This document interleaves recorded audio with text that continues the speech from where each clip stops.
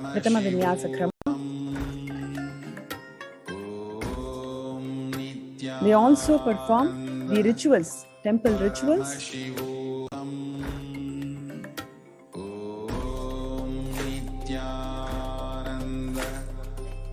How they are beautifully brought up in the temple-based ecosystem, which grounds them, which stabilizes them, and pushes them to raise themselves as superconscious beings.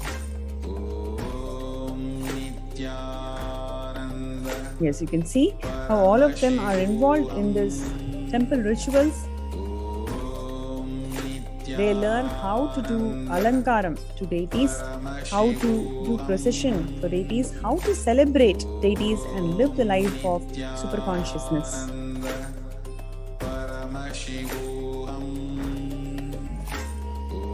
Yes, what you're seeing is a glimpses of Maheshwara Puja celebrations that happens in Adi Kailasa.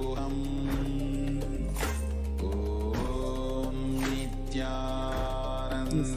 Here the Balasans, they sit and complete with the rose plants, complete the violence, inner violence that each one of us hold, and show the global peace by making the rose plants shed their thorns.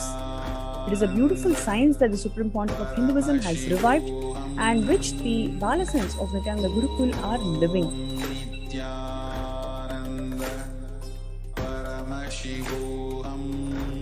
And these are the kids from the COVID care protection centers who are watching the Mahabharatam and all the other Puranic scriptures and educating themselves.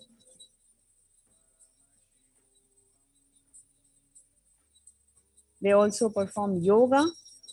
So we've been teaching them how to do yoga.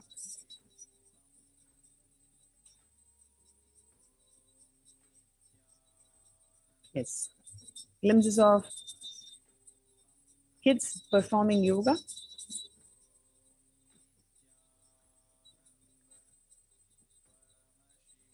So this is how the kids are really enjoying their time being part of the COVID care protection centers. They perform yoga, they do power manifestation.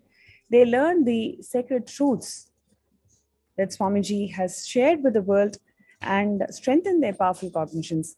So we invite all the viewers, families especially, to join us to this COVID care protection centers and be protected from ongoing pandemic. Before we go to the next segment, let's have a short promo and we'll be right back.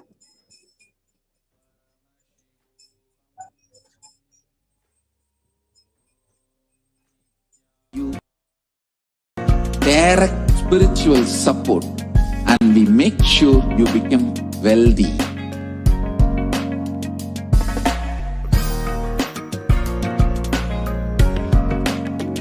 We won't stop giving you just good life. We will literally not stop till you live enlightened life. Manifesting the state of Paramashiva, space of Paramashiva, powers of Paramashiva, being of Paramashiva.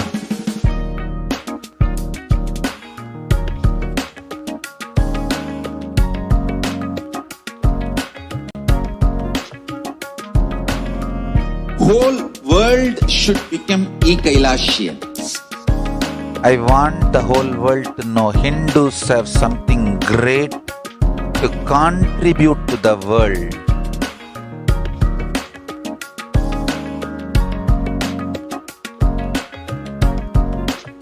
We have something great to contribute to the world.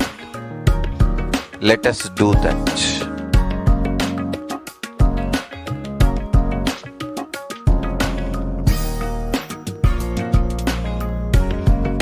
E-Kailasa is proper customized spiritual service helping you to identify your root patterns of suffering.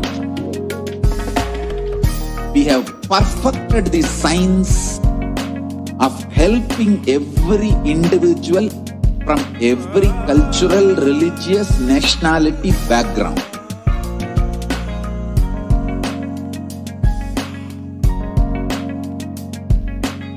You will have have lowest reactionary assumptions, highest awakened response, alive response for life continuously.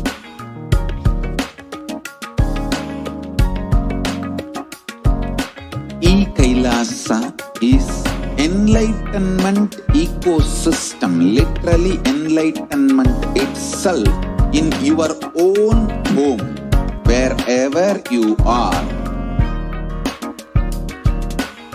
Proper customized spiritual service helping you to complete with your life negativity. Withdrawal from life, self-hatred, self-denial, self-doubt, so much of tiredness, laziness, we can support you, aligning your diet, your attitude, your aptitude, your understanding about life. We can help you with everything.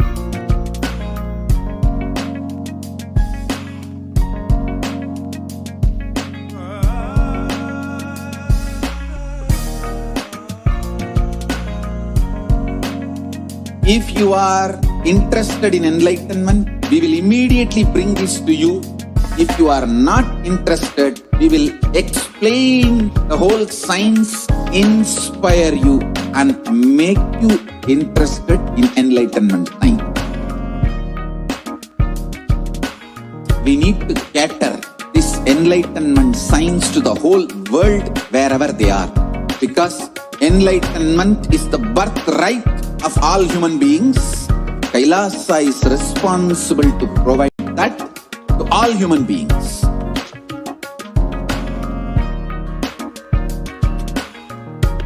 Kailasa is the totality of the knowledge I received from my gurus and practice manifested in my life, perfected by teaching millions of people from all cultures, time zones, backgrounds, genders, nationality, race, from every creed.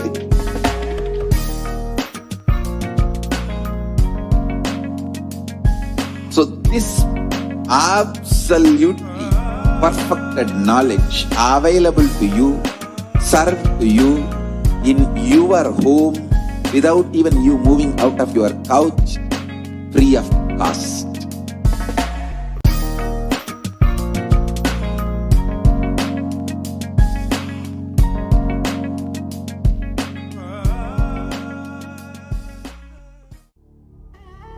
What I mean by the word E-Kailasa, listen intensely. Enlightenment ecosystem, literally enlightenment itself in your own home, wherever you are. If you cannot come to Kailasa, it's okay. Kailasa can come to you.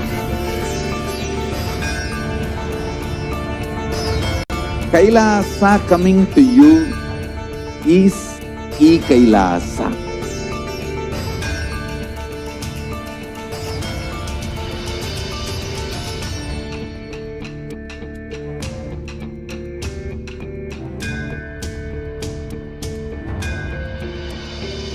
I will revive Hinduism. I am a Hindu revivalist, not by any revolution, but by evolution.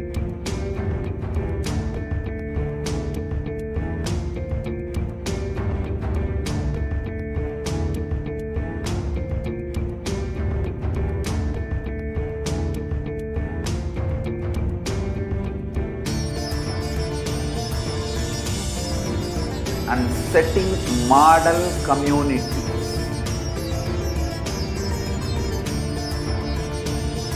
Kailasas, enlightenment ecosystems, Sarvanya Pitas all over the world.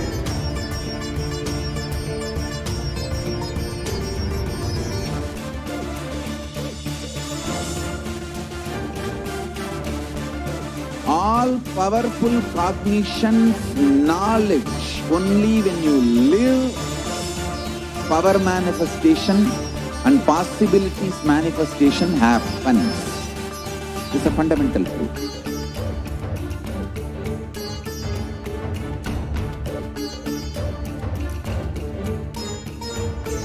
Hinduism cannot live exclusively as one sampradaya. No.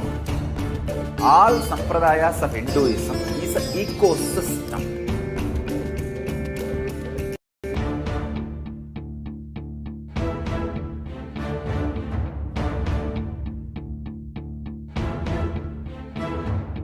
So don't keep quiet thinking that if one sampradaya is attacked, only that sampradaya is going to be affected. All of us are ecosystem.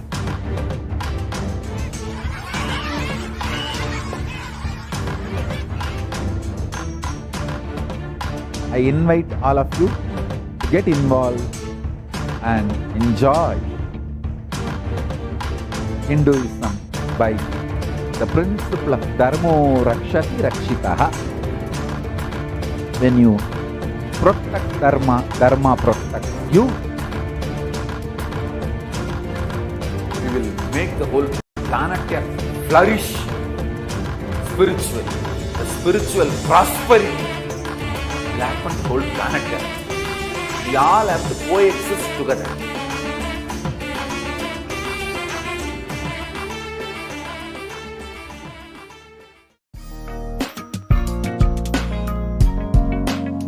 We get you health. We get you ability to build beautiful relationships in your life. We get you direct spiritual support, and we make sure you become wealthy.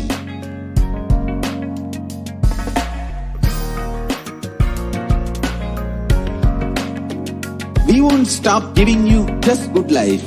We will literally not stop till you live enlightened life. Manifesting the state of Paramashiva, space of Paramashiva, powers of Paramashiva, being of Paramashiva.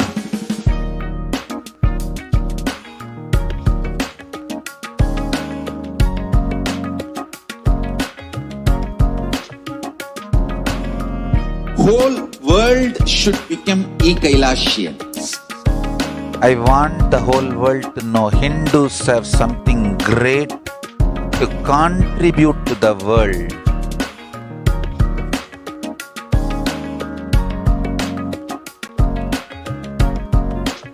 We have something great to contribute to the world.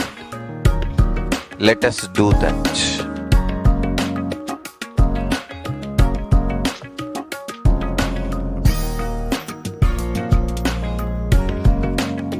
Kailasa is proper customized spiritual service helping you to identify your root patterns of suffering.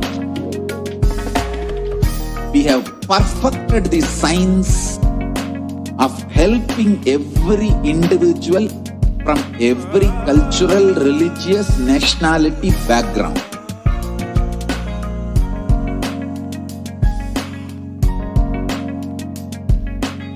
You will have lowest reactionary assumptions, highest awakened response, alive response for life continuously.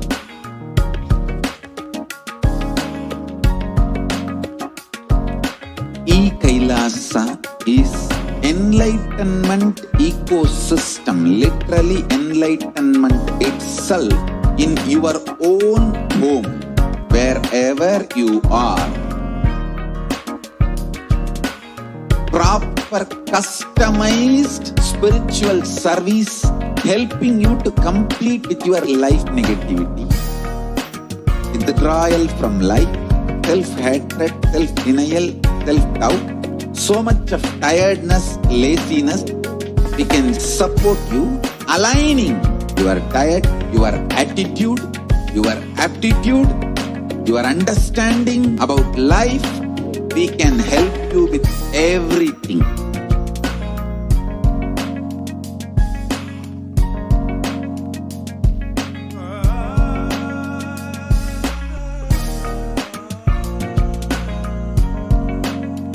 If you are interested in enlightenment, we will immediately bring this to you.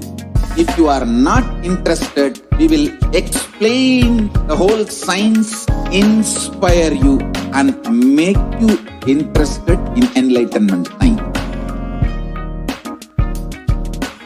We need to cater this enlightenment science to the whole world wherever they are. Because enlightenment is the birthright of all human beings. Kailasa is responsible to provide that to all human beings.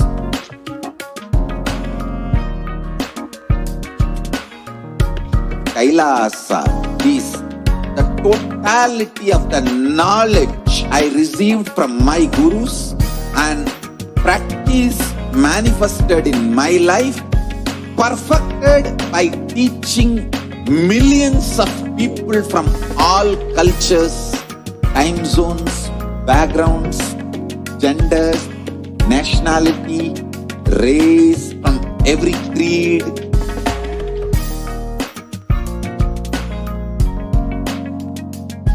So this absolutely perfected knowledge available to you, served to you in your home without even you moving out of your couch, free of cost.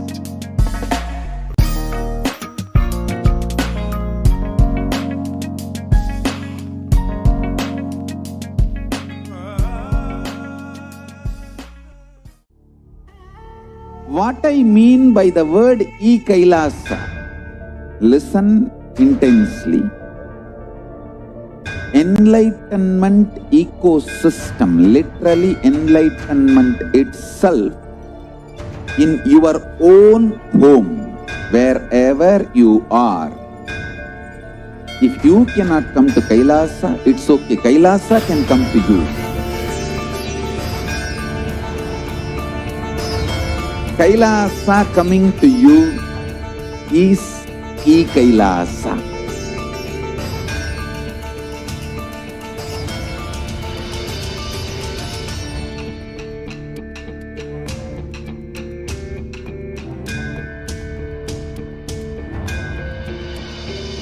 I will revive Hinduism. I am a Hindu revivalist, not by any revolution, but by evolution.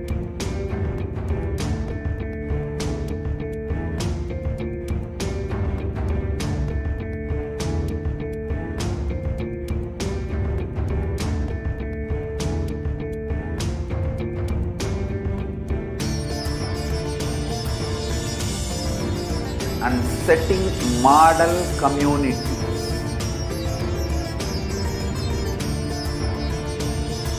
Kailasa, enlightenment ecosystems, Sarvanya Pitas all over the world.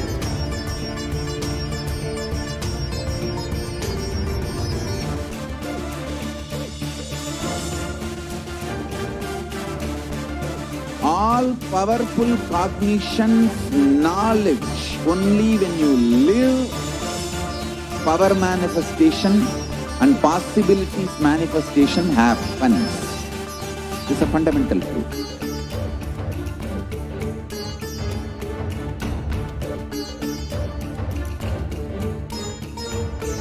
Hinduism cannot live exclusively as one sampradaya. No. All sampradayas of Hinduism is an ecosystem.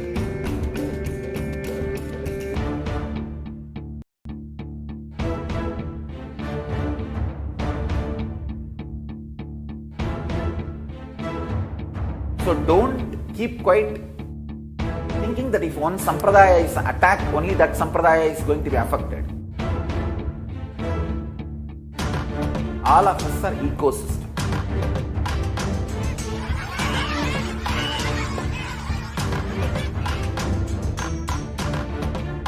I invite all of you to get involved and enjoy Hinduism by the principle of Dharmo Rakshati Rakshitaha. When you protect Dharma, Dharma protects you. We will make the whole planet flourish spiritually. The spiritual prosperity will happen to the whole planet. We all have to coexist together.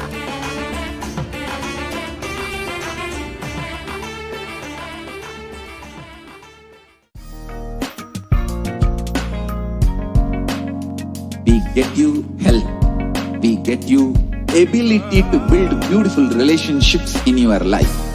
We get you direct spiritual support, and we make sure you become wealthy.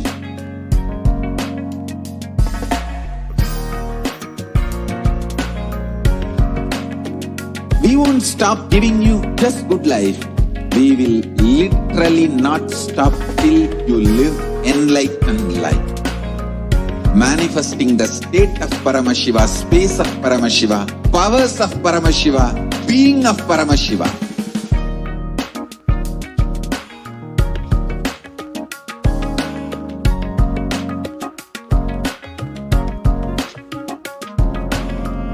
Whole world should become Kailashians.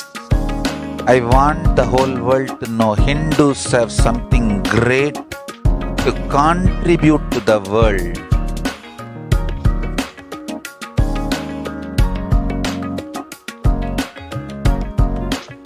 We have something great to contribute to the world. Let us do that.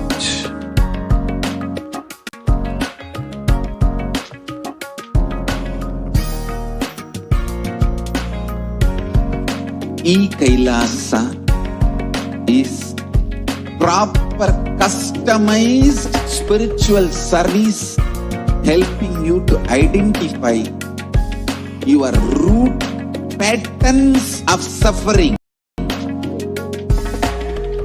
We have perfected the science of helping every individual from every cultural, religious, nationality background.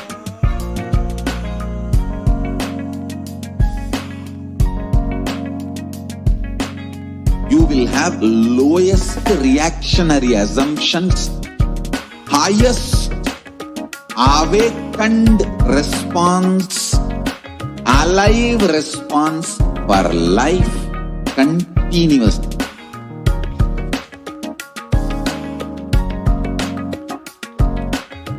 Kailasa is enlightenment ecosystem, literally enlightenment itself in your own home, wherever you are. Proper customized spiritual service helping you to complete with your life negativity. Withdrawal from life, self-hatred, self-denial, self-doubt, so much of tiredness, laziness. We can support you aligning your diet, your attitude, your aptitude, your understanding about life. We can help you with everything.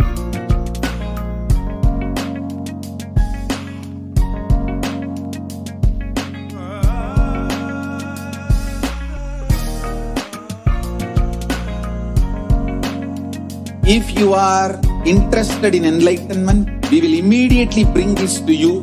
If you are not interested, we will explain the whole science, inspire you and make you interested in enlightenment science. We need to cater this enlightenment science to the whole world wherever they are, because enlightenment is the birthright of all human beings. Kailasa is responsible to provide that to all human beings.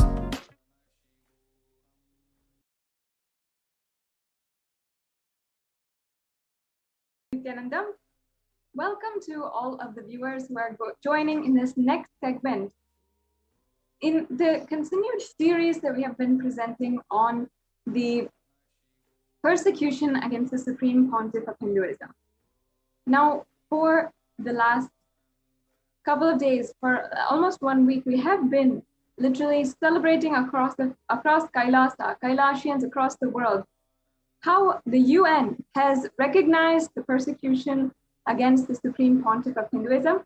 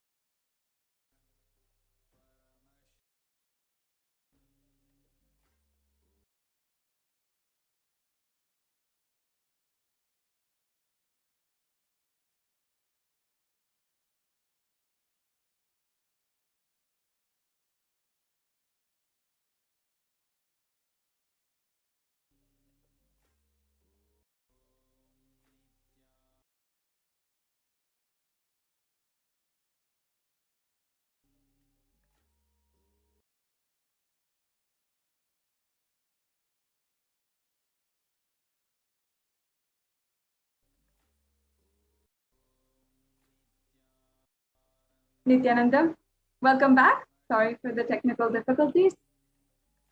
We are now going to be continuing into the next segment of today's program. After the Devi Bhavasamadhi Darshan and the Devi Akashic reading program, now we're continuing our series on the persecution against the Supreme Pontiff of Hinduism and the women of Kailasa. For around 1 week or so, we have been celebrating around Kailasa in countries all over the world, how finally the UN has recognized the persecution against the Supreme Pontiff of Hinduism. And having witnessed the Supreme Pontiff of Hinduism undergo so much of attack, incessant lawfare, brutal destruction to his adhinam and his disciples, and also direct assassination attempts against himself, Kailasians across the world are finally having some kind of reprieve, some way, some form where our voice is heard, where the cries of survivors of child sexual abuse, sexual assault by the anti-Hindu militant forces, and so much more crime have been finally seen some kind of platform where there is a place which is recognizing the legitimacy of our story, of what had actually happened, the persecution against the Supreme Pontiff of Hinduism at play, and the entire Hindu Holocaust, which has been going on for 700 years. Over the last couple of days, we have been presenting to you in conjunction with the Hindu Persecution Awareness Month. We're going to be step by step presenting to each and every one of you about the Hindu Holocaust, how that is continuing to happen in magnified proportion against the Supreme Pontiff of Hinduism. How literally what over the last 500 years people have done against Hindus, Supreme Pontiff of Hinduism has experienced, has gone through, has sacrificed in just a couple of decades. We've seen this again and again. We are showcasing the examples during this segment every single day. What we really request all of the viewers who are watching, please take a few minutes to ensure that you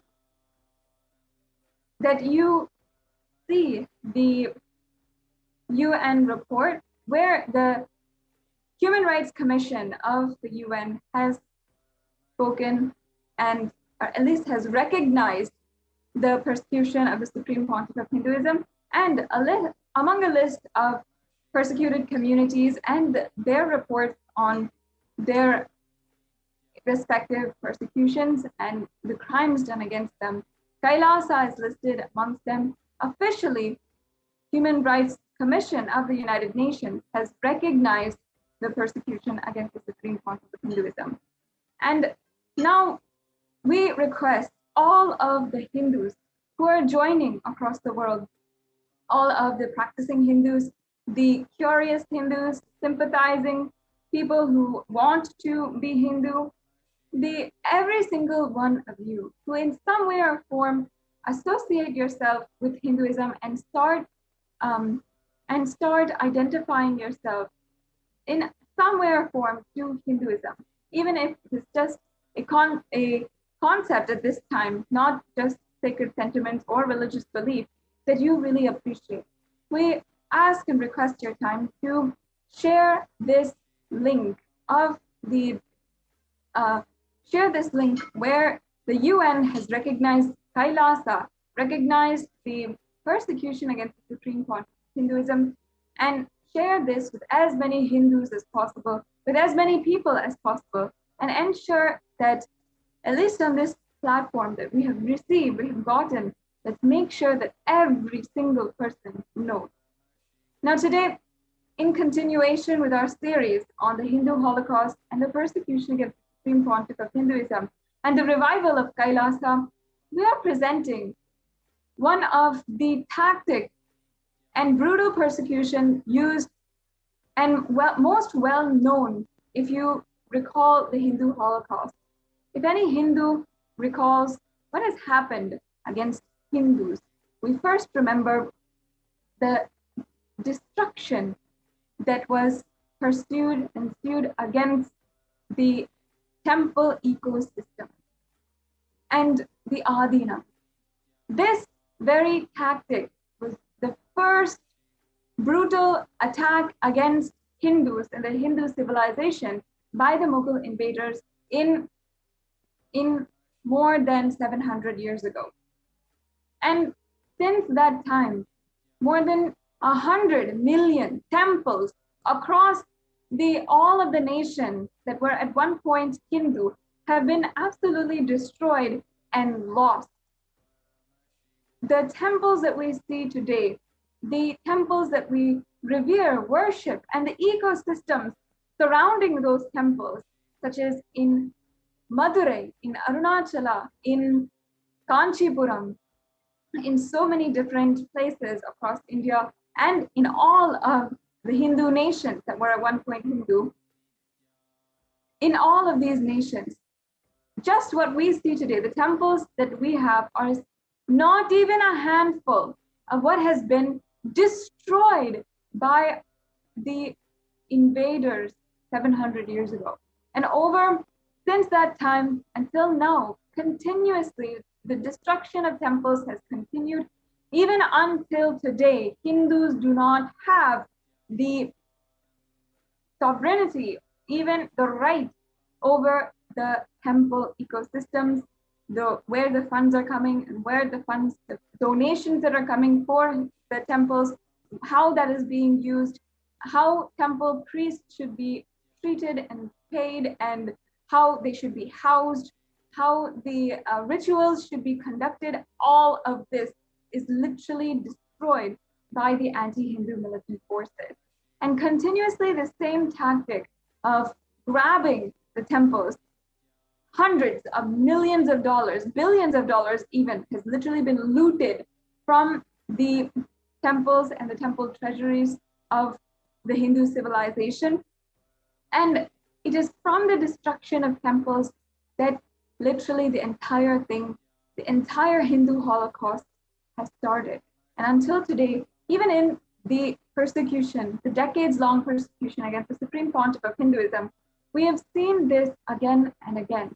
We have seen how in every instant, in 2010, how every single Adinam in India faced brutal attack, faced some kind of grabbing by the anti-Hindu militant forces, where literally the land itself was seized. The sovereign land was seized. In a country where the indigenous kingdoms had their own sovereignty, today we're not even able to say the least of that. Today we'd like to present to each and every one of you a brief history of the temple destruction, the destruction of Hindu temples, how that has been a tactic in the entire Hindu Holocaust, and how until today, even in the attacks against the Supreme Pontiff of Hinduism, we've been seeing it again and again. Joining with me today to present this is also Ma Nithyananda Paramashivam. And we'd like to begin the presentation for how the Hindu temples and in the persecution against the Supreme Pontiff of Hinduism, we have seen again and again how the anti-Hindu militant forces, sometimes even state-sponsored elements, have literally grabbed and forced even the women of Kailasa, the peaceful Hindu women sannyasis, to be removed from the land, kicked us out on the streets, and ensured that even we don't have a home to stay in. And of course, literally, we've seen this happen again and again, beginning from 2010, when the home of the Supreme Pontiff of Hinduism was attacked and literally set on fire in every direction. And since then, the Supreme Pontiff of Hinduism has not been safe at all in India. Now, we'd like to begin presenting to each and every one of you about how the attacks against the Supreme Pontiff of Hinduism, the attacks and this particular tactic of land grabbing and the destruction of Hindu Adinams, the ecosystem, has worked in the entire Hindu Holocaust and destroyed civilization.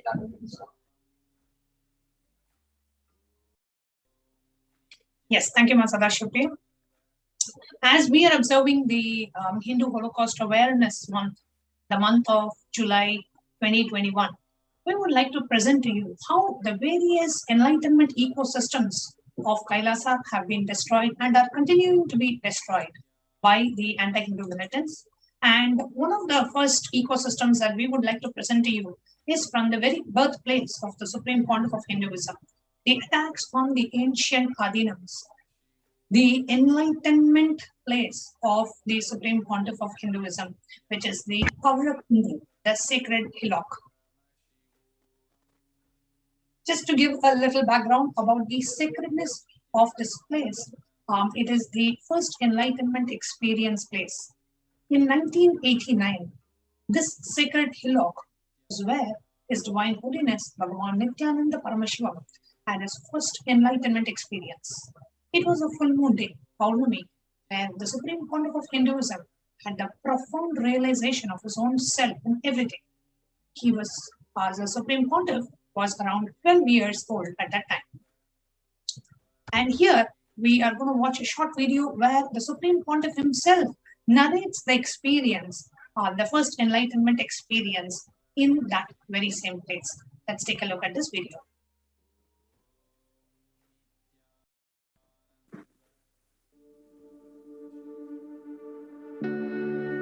On the Vaikasi Visagam, Vaikasi month, Purnima Tithi, Visaga Nakshatram, one fine evening of a full moon day, Vaikasi month, Visaga Nakshatra, Paurnami Tithi, Subramania's enlightenment day.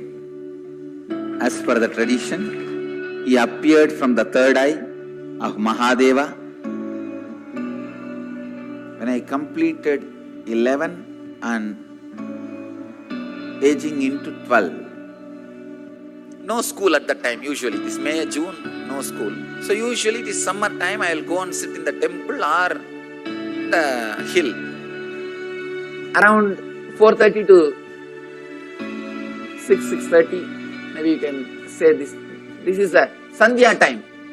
Around the time of sunset and moonrise, I went to the hill, Arunachala hill. I was sitting at the foothills of Arunachala, where I was born and brought up. Whenever I find time, I'll go and spend time in that space, in that area, because Devi became enlightened there. That place is called Parashakti, Coral Hill. I can say in a way the whole ambience was so calm, so beautiful. I decided to close my eyes. I was not even meditating. I was just sitting in a very relaxed way. Those days, I started practicing the self-enquiry. Who am I? Sometime I may feel from where the thoughts are rising. That is thought as taught by Annamalai Swamigal.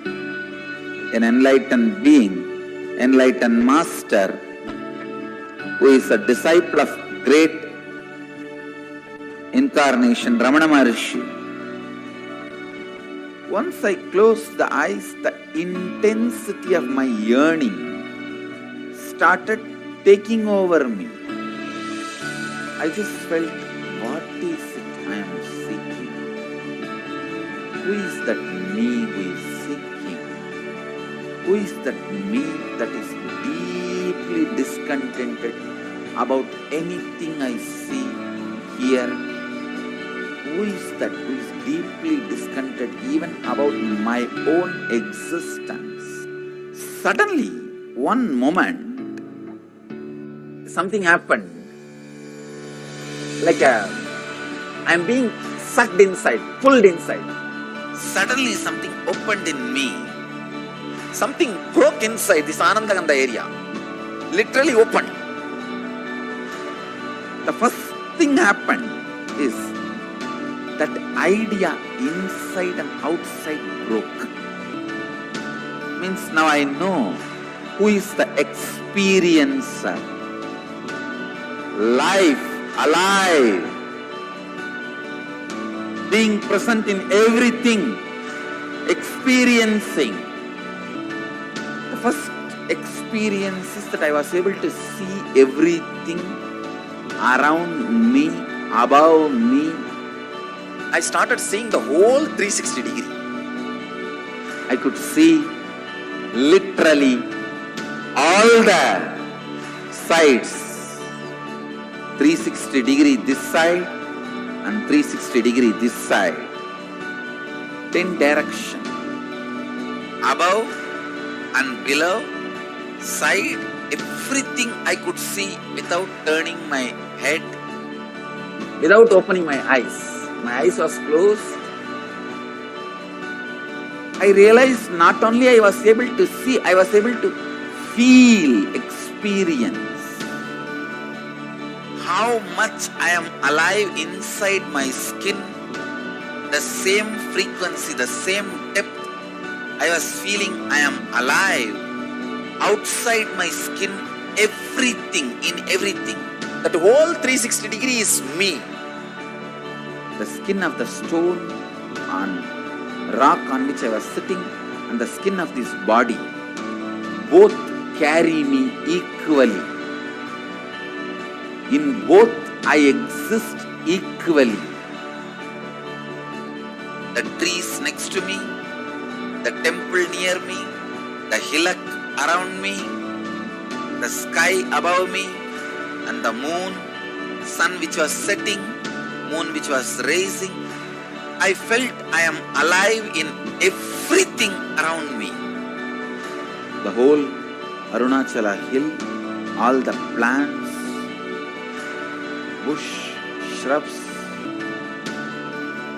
the idea something is inside and something is outside is completely lost. I just know I am that oneness is the existence. There is no inner, there is no outer, there is no moving, there is no unmoving. The smallest movements of these plants is my movement, and the highest stillness of the center of the cosmos is my stillness. It will feel like as if the whole sky is centered on my Anandagandha. It looked like a huge balloon which is tied to my Anandagandha, and that balloon is the whole cosmos. Pure, solid gold flowing through my spine, which was cool. Full 2.5 days I was able to see all 360 degree continuously. Whether I went to the home or anywhere I was walking around, I was able to see the whole thing. I went and told my godmother, Vibhudanandapuri. I asked her whether am I possessed by ghost. She checked my energy and said, no, you are possessed by God. The vision of seeing 360 degree is settled, but that experience of I am one has never left. Now, that very experience getting reproduced in so many Gurukul kids, even adults. It's only with the lamps lit, the power of the original lamp is established. I can say so many kids having their third eye awakened, even the adults having their third eye awakened, able to see everything beyond the use of senses. My message on this Nithyananda Purnima: work on your third eye, have initiation, see to it your third eye is awakened. My blessings to all of you. Let every one of you experience the highest enlightenment.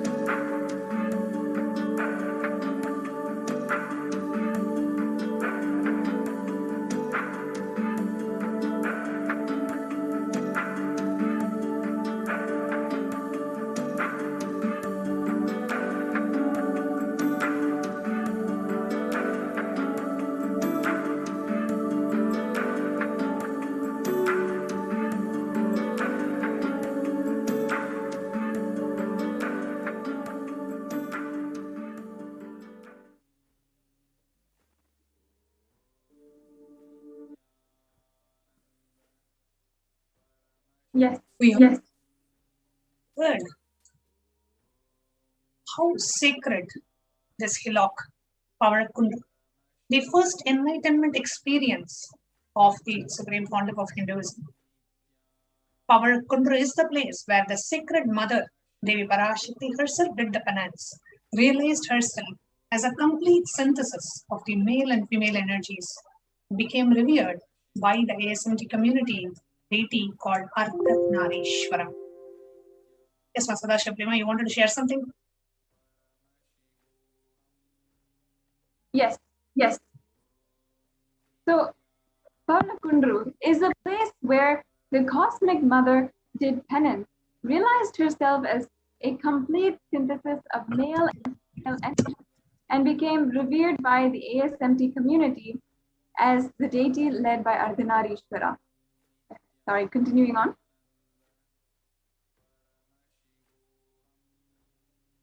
Here you can see the signs of enlightenment, the Guru Parampara. Guru Parampara kept alive. Here you can see the Guru Parampara from Devi Parashakti, Isaki Swamigal, Mata Vibhudananda Puri, and Bhagavan, Supreme Pontiff of Hinduism. So first, the leftmost photo is the photo where Devi did penance at this very place, Paramashivoham at Parakundu, and Devi Parashakti herself got enlightened. The second photo is that of the Isaki Swamigal, who is seated on the Sarvajñapita, the all-knowing seat in Tiruvannamalai. The third photo is that of Mata Vibhudananda Puri, is seated on the Sarvajñapita as inheritor to Isaki Swamigal. And on the rightmost is the photo of the Supreme Pontiff of Hinduism, seated on the Sarvajñapita as the next inheritor of the lineage. The same Kamandalu, the sacred water pot, and the Danda, the wooden staff, are seen next to him, next to the Supreme Pontiff of Hinduism, as part of what was handed over on initiation into the lineage. In this very place, the Pavalakundru, the sacred hillock, on the 19th of November 2002, the Supreme Pontiff of Hinduism had actually inaugurated the Nithyananda Annalaya. And in this very place, on this occasion, as you can see the photograph, here he conducted one of the earliest recorded Annadan, where he himself cooked and himself had shared the food with all of the devotees, the yatris, actually, where he had conducted a Padayatra on this very special occasion of Kartika Deepam from Bengaluru, where he had already settled down in the Adi Kailash Sarvajñapita. And from there, he conducted a yatra to Tiruvannamalai.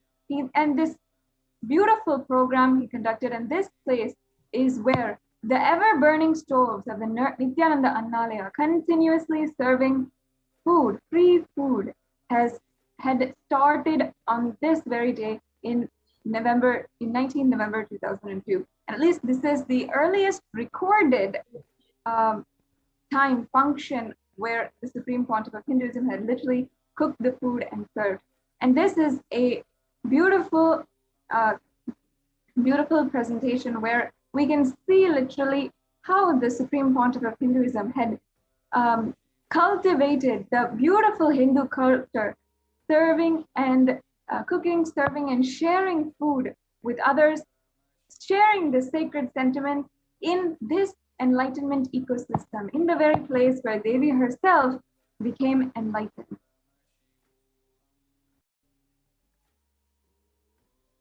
Yes, so in this very place as well, as we had known before, Kuppamal, Mataji Vibhudananda Puri had built a construction, a sabha, where the Supreme Pontiff of Hinduism would establish the first.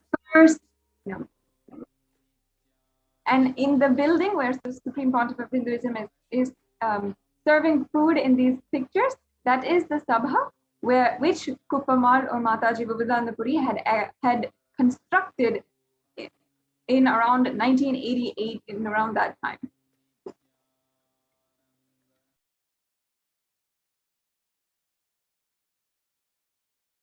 In the year 2003, His Divine Holiness Bhagavan Nithyananda Paramashivam is seen giving a short discourse at Paramakundral on the occasion of the birth star celebrations of the Supreme Pontiff of Hinduism.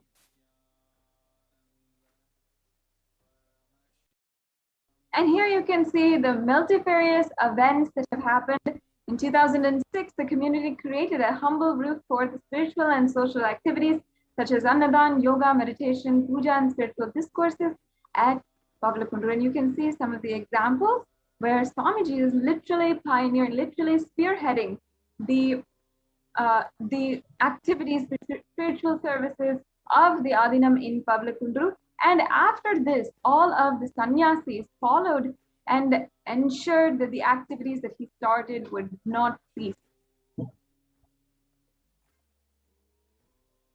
In 2007, the ASMT monks and devotees offered the puja to the Sadashiva Shila, the enlightenment experience rock, worshipping it as a living deity. Pavlakundur on the enlightenment experience anniversary day, please understand what is a deity. A deity is an energy which transmits that experience of the divine into us. The Pavlakundur is the rock where the Supreme Pontiff of Hinduism himself sat and experienced and had that first enlightenment experience and that first Advaitic experience. So this rock, anybody who just is in the breathing space of that rock and just sits near that rock, that same, the mirroring effect of the neurons of the Supreme Pontiff's brain gets mirrored. That same experience gets transmitted into us just because of the value and the sacredness of the kshetra, of this space, just because the Supreme Pontiff himself had experienced that first enlightenment experience, just going and just touching that rock and just sitting around that rock can transmit that same experience to all of us. That is why this rock is worshipped as a living deity. And here we can see up until 2017, the worship which continues by the monks, the Hindu pujacharyas of Kailasa at Pavlakundur, literally worshipping the very rock where the Supreme Pontiff of Hinduism had the first enlightenment experience. So you can see that everyday worship continues at Pavlakundur by the ASMD monastic members. In the Guru Gita, there is a beautiful verse.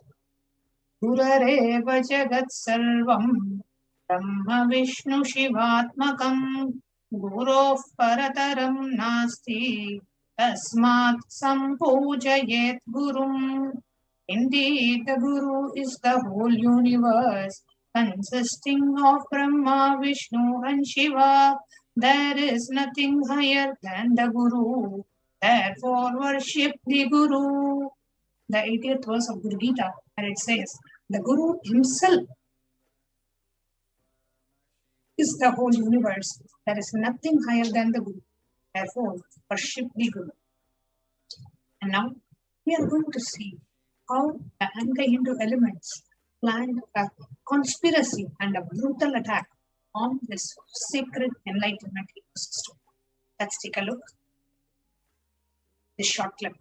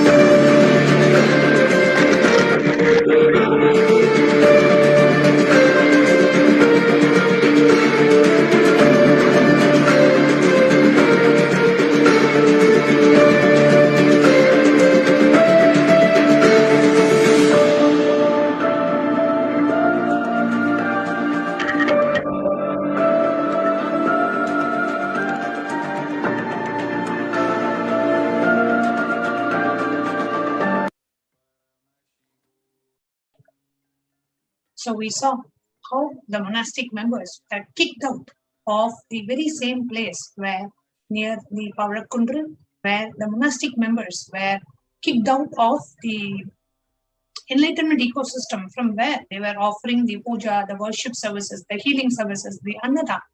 They were completely kicked out of that place. Let us see what happened that led to the destruction of the enlightenment ecosystem.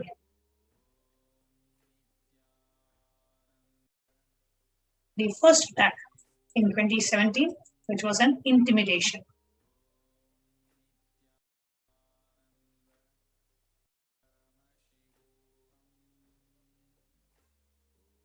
So here you can see the attack by the government officials itself.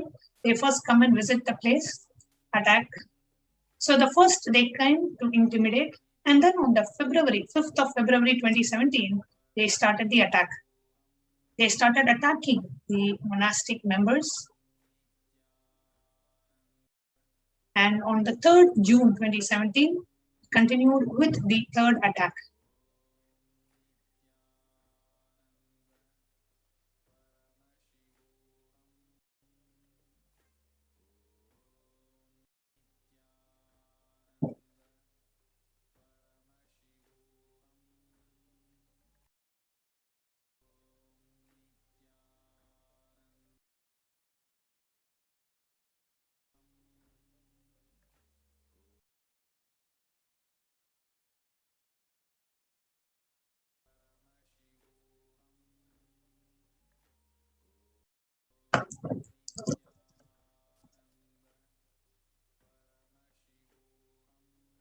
We are now going to show you the videos of the actual attack at Paramakundru.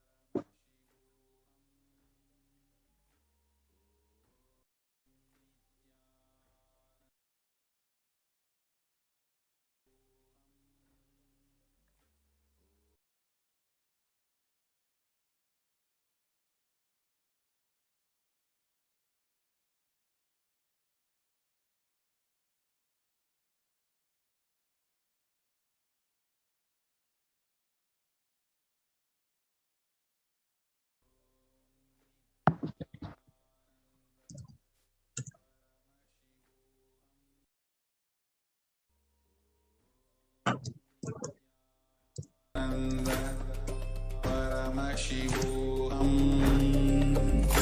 Om Nithyananda Paramashivoham. Om Nithyananda Paramashivoham.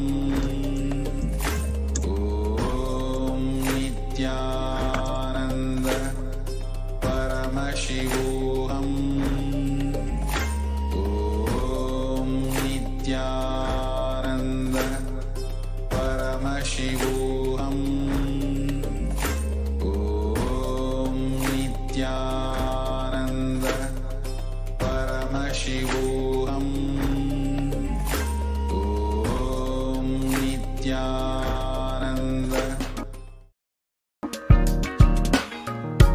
Kailasa is the totality of the knowledge I received from my gurus and practice manifested in my life, perfected by teaching millions of people from all cultures, time zones, backgrounds, genders, nationality, race, from every creed.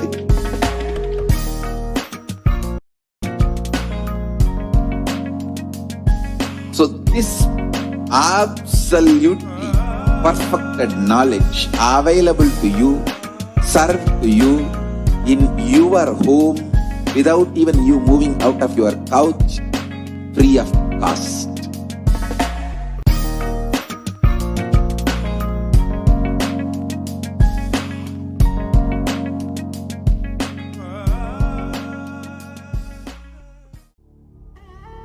What I mean by the word e-Kailasa, listen intensely. Enlightenment ecosystem, literally enlightenment itself,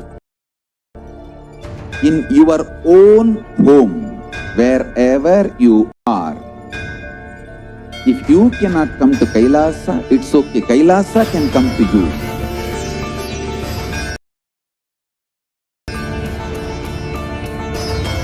Kailasa coming to you is e-Kailasa.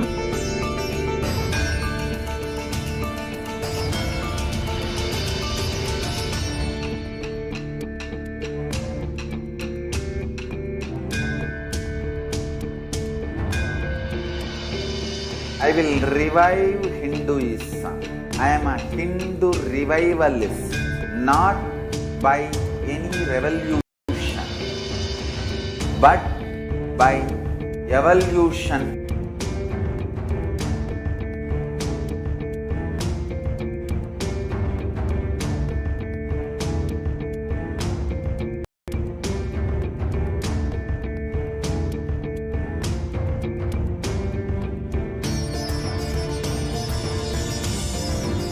And setting model communities.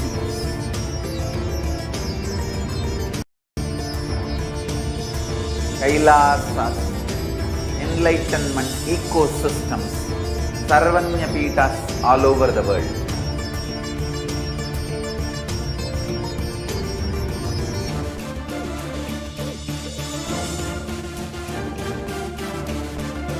All powerful cognition, knowledge, only when you live, power manifestation and possibilities manifestation happens. It's a fundamental truth.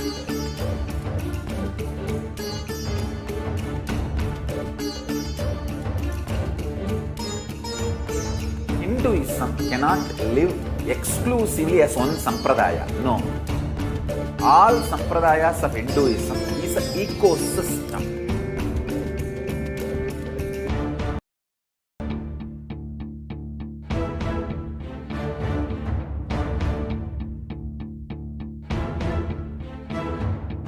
So don't keep quiet thinking that if one sampradaya is attacked, only that sampradaya is going to be affected. All of us are ecosystem.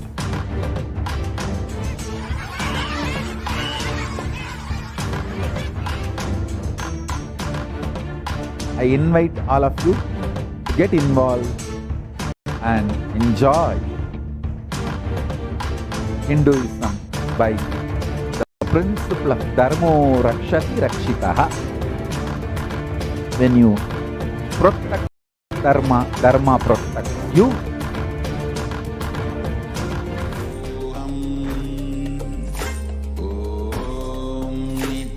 Welcome back. And now we are going to show you what really happened. చేసిందే నిత్యానంద ముఠ జనసంచార. So this is the exact same place, the enlightenment ecosystem established by the Supreme Pontiff of Hinduism.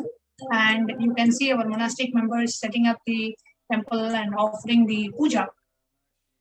And the local authorities, basically the anti-Hindu elements ganged up with the local state bodies, with the local law enforcement authorities, and came along with the police, and they tried to evacuate us from the Adinam. They tried to displace our sannyasis who were there, performing the rituals, performing the pujas, doing service to the public, and maintaining protecting the enlightenment ecosystem, where the Supreme Pontiff of Hinduism had the first enlightenment experience.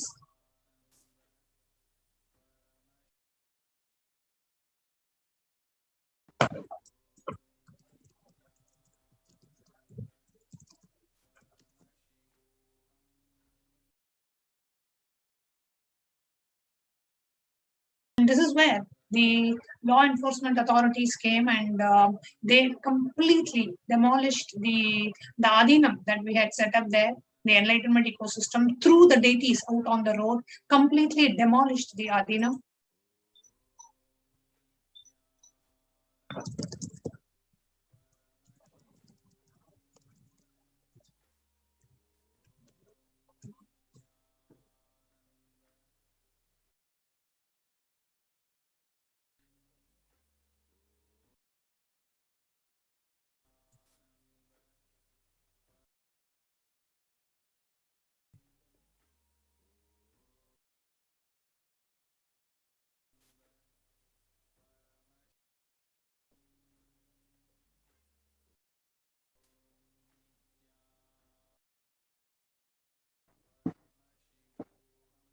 ప్రతిఫలించేందుకు sketch చేసింది నిత్యానంద ముఠ. స్వామి రాలేదు.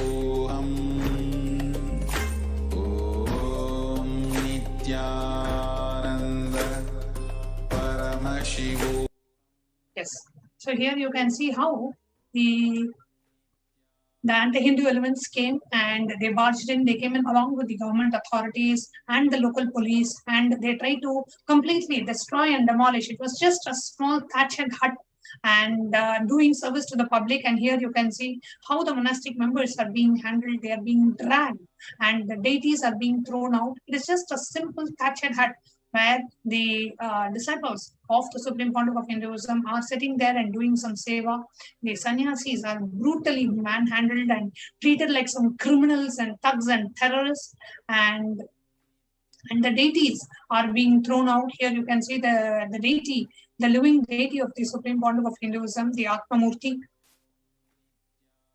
And with the sannyasi sitting inside, the entire thatched hut is brought down on the roof. The deities are being thrown on the road. Here you can see how the deities are being abused. And here you can see the anti-Hindu elements just throwing the deities out on the road, just keeping them on the road with absolutely no respect. And the entire enlightenment ecosystem has been shattered.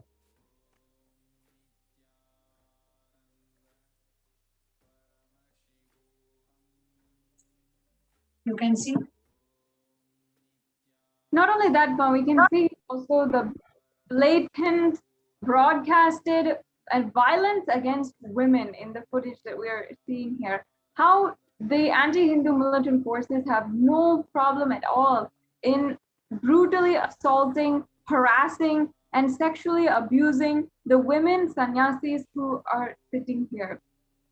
And even though they're literally blocking the deities, the sacred deities which they are protecting with their life, as the entire Adinam is being destroyed, they are literally harassed, pulled, and everything. Absolutely. So the attack by the authorities continued. There was an attempt to murder the ASMT monks and assault the female monks of His Divine Holiness. On the 16th of June 2017, all the sannyasis staying in Tiruvannamalai climbed up to Pavarakundal and began preparing for the evening rituals, which is when the attack happened. You can see how the male and female sannyasis are being manhandled as if they are some criminals and terrorists. And this whole thing gets telecasted on multiple national media channels.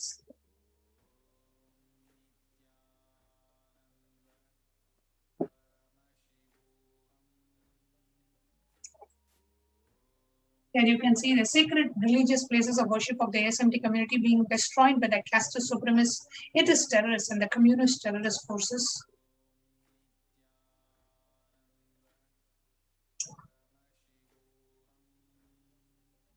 Here you can see the female ASMT monks being threatened by the government officials and the ASMT member being brutally attacked by the police.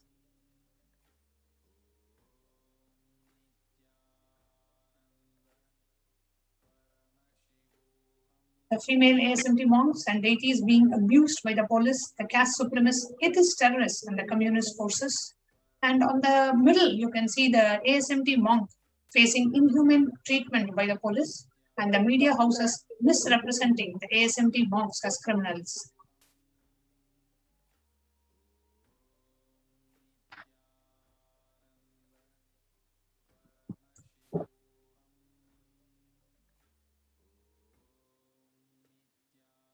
Here is a photo of Srinitya Parabrahmananda Maharaj after the assault. After the mob entered the premises and started assaulting all the male and the female monks, they started throwing stones. 10 different mobsters ganged up and started hitting him. Parabrahmananda Maharaj was attacked with stones and then beaten with iron rods on the head, shoulders, and legs. He fainted from the pain during this attack, but the attackers didn't stop hitting him and wanting to kill him on the spot.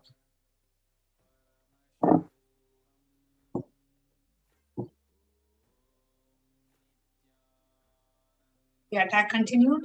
with the fourth attack happening on the 16th of June 2017.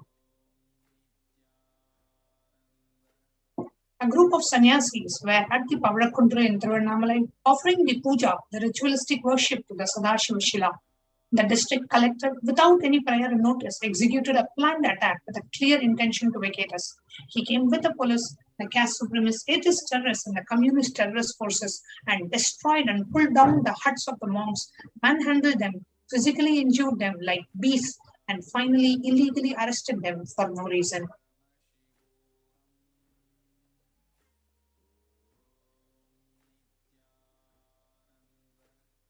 The monk attempts to lynch 3 innocent ASMT monks at Paramakundru. Repeated attacks made by assassins incited with hatred by the caste supremacists, atheist terrorists and communist terrorist forces on Sadashiva Shila at Paramakundru in Tiruvannamalai.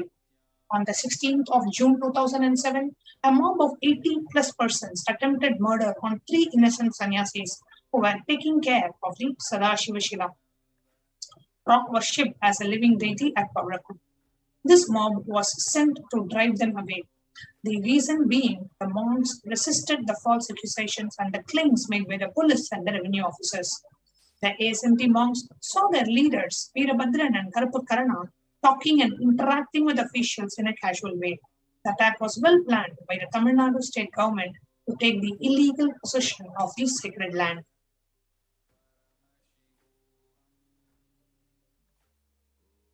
The anti-Hindu media misrepresenting the attack and showing the sannyasis as thieves. Here you can see the photos of Parabrahmananda Maharaj after the attack. The monk went into coma and his head and eyes were severely injured.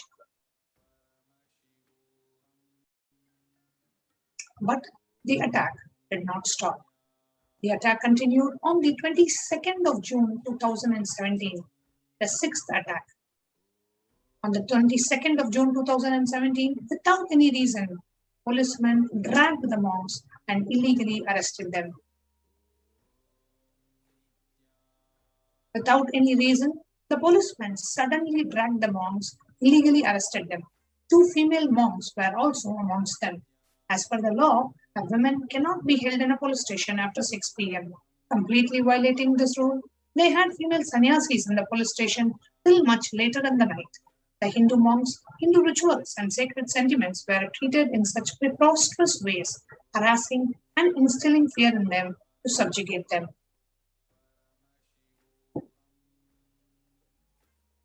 And not only this, on the 22nd of June 2017, without any reason, the policemen suddenly dragged the monks and illegally arrested them.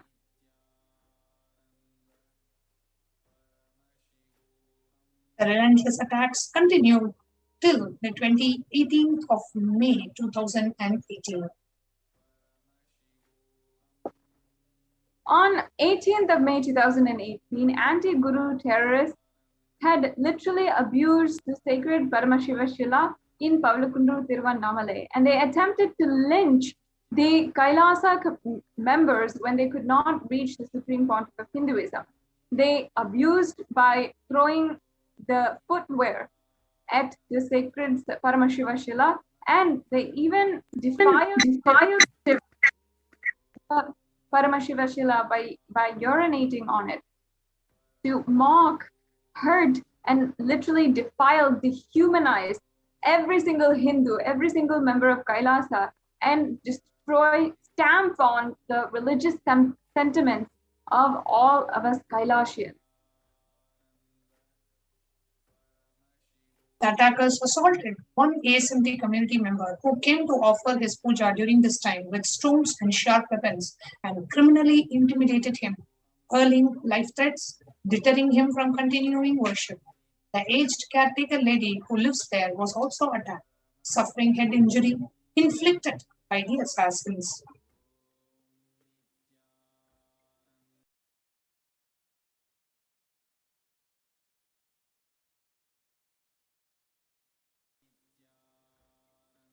And the persistent abusal and life attacks by the anti-Hindu terrorist forces clearly reveals the demonic agenda to completely destroy Sanatana Hindu Dharma and Kailasa in particular by ruthlessly destroying such spiritual significant Hindu sites and all of the people who are protecting them.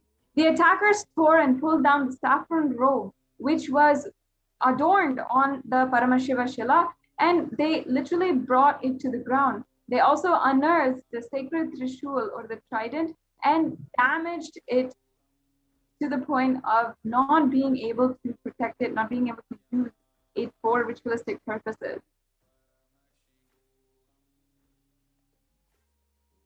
To really stop this attack, and what is the solution? How can we protect these enlightenment systems? As the Supreme Pontiff says, not by revolution, but by evolution is a solution. It is not by conflict or war, but by setting up model communities, enlightenment ecosystems. Sarvagnapitas is the solution. Today, Kailasa has set up the enlightenment ecosystems in more than 150 countries worldwide and continuing to expand. We invite each and every one of you in joining us, become a part of Kailasa and support the revival of the ancient enlightenment ecosystems. And as a part of this series, we will be continuing to present to you various different aspects of the Hindu Holocaust and the persecution which is continuing to happen against Hinduism and against the Supreme Pontiff of Hinduism as a part of the Hindu Awareness Month that Kailasa is observing in July 2021. Hope this was an informative session for you, and we invite each and every one of you to please leave your comments in the Facebook Live and the YouTube live chat, as we will be right back with you in the next, in the evening. Today evening, again, we will be having a segment where we will be continuing to share about the Hindu Holocaust and its continuing effects on Kailasa and the Supreme Pontiff of Hinduism. With this, we will now be moving on to the next segment of this program today, which is the Kailash Courtyard Power Manifestation session. We will be ending this session with the Purna Mantra.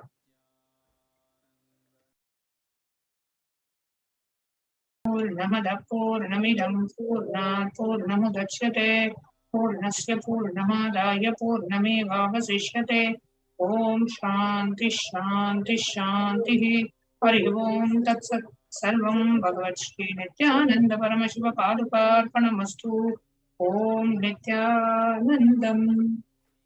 Thank you.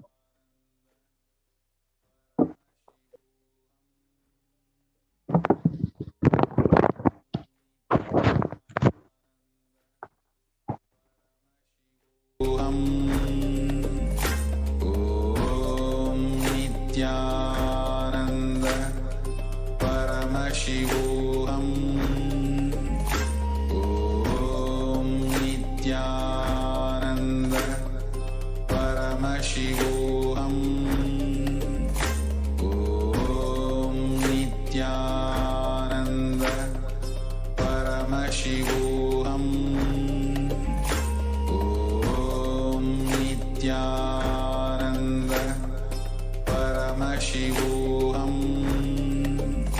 Om Nithyananda Paramashivoham. Om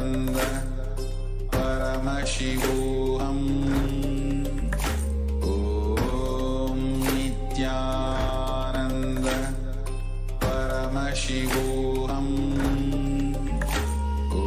Om Nithyananda Paramashivoham. Om Nithyananda Paramashivoham. Om Nithyananda Paramashivoham. Om Nithyananda Paramashivoham. Om Nithyananda Paramashivoham. Nithyananda Paramashivoham. Om Nithyananda Paramashivoham. Om Nithyananda Paramashivoham. Spiritual, the spiritual prosperity will happen to whole planet Earth. We all have to coexist together.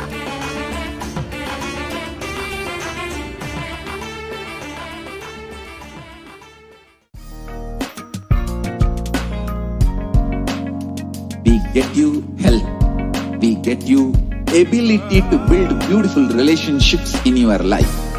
We get you direct spiritual support, and we make sure you become wealthy.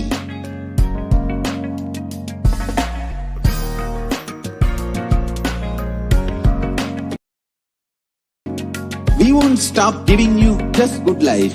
We will literally not stop till you live enlightened life. Manifesting the state of Paramashiva, space of Paramashiva, powers of Paramashiva, being of Paramashiva.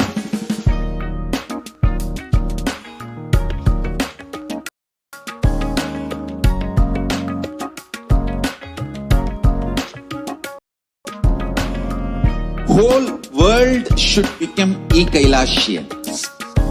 I want the whole world to know Hindus have something great to contribute to the world.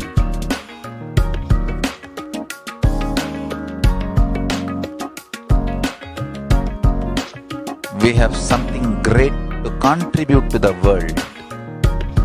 Let us do that.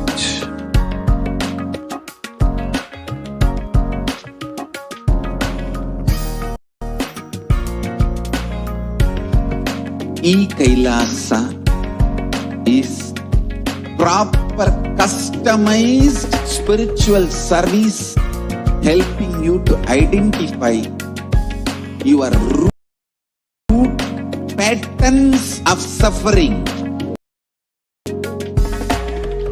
We have perfected the science of helping every individual from every cultural, religious, nationality background.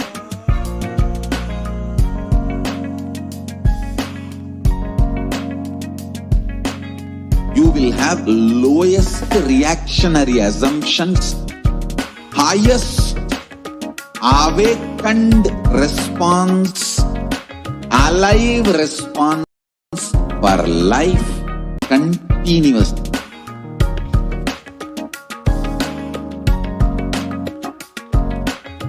Kailasa is enlightenment ecosystem, literally enlightenment itself in your own home, wherever you are.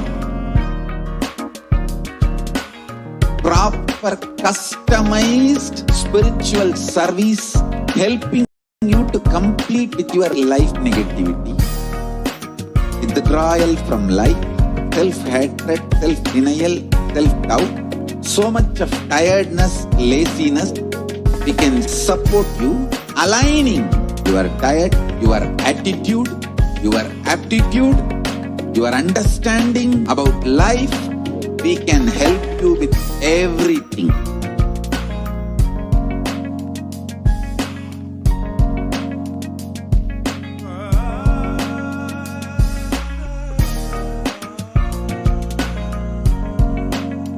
If you are interested in enlightenment, we will immediately bring this to you. If you are not interested, we will explain the whole science, inspire you and make you interested in enlightenment time. We need to cater this enlightenment science to the whole world wherever they are, because enlightenment is the birthright of all human beings. Kailasa is responsible to provide that to all human beings.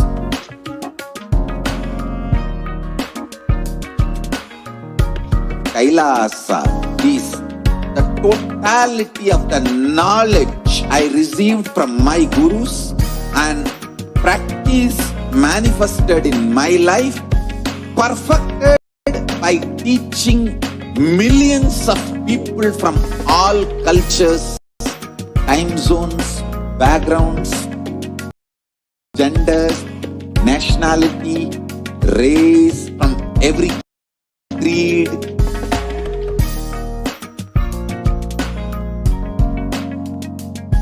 So this absolutely perfected knowledge available to you, served to you in your home without even you moving out of your couch, free of cost.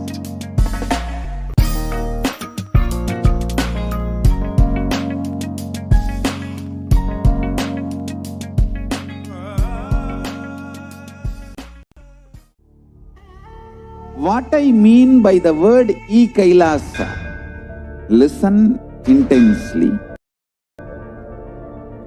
Enlightenment ecosystem, literally enlightenment itself in your own home, wherever you are. If you cannot come to Kailas, can come to you. Kailasa coming to you is e-Kailasa.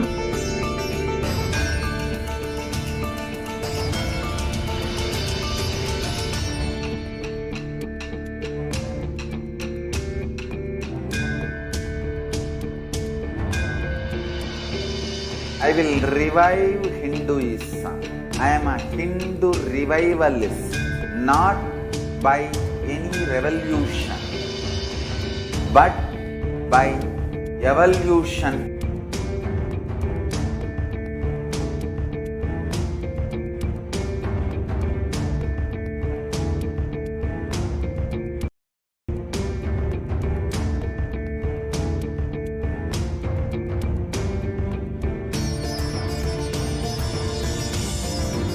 And setting model communities.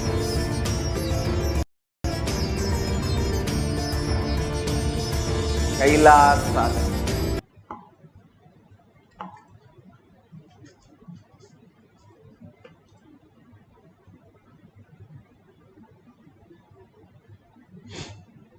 Setting model communities.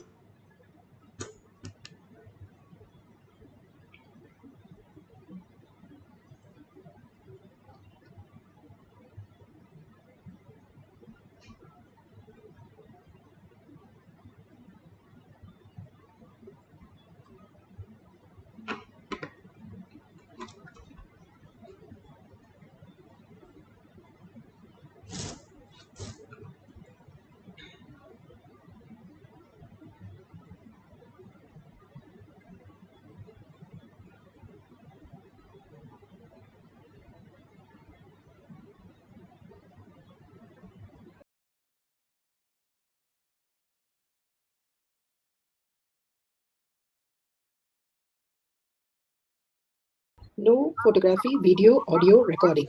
Important cautions.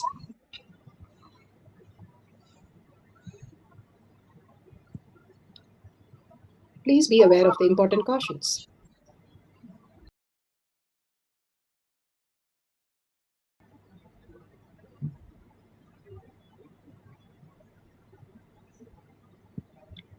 What is spa manifestation? Let's hear from Bhagwan himself explaining what is spa manifestation. All the 25 states of consciousness, when they happen in you, due to your chemicals and hormones ups and downs, it is powerlessness.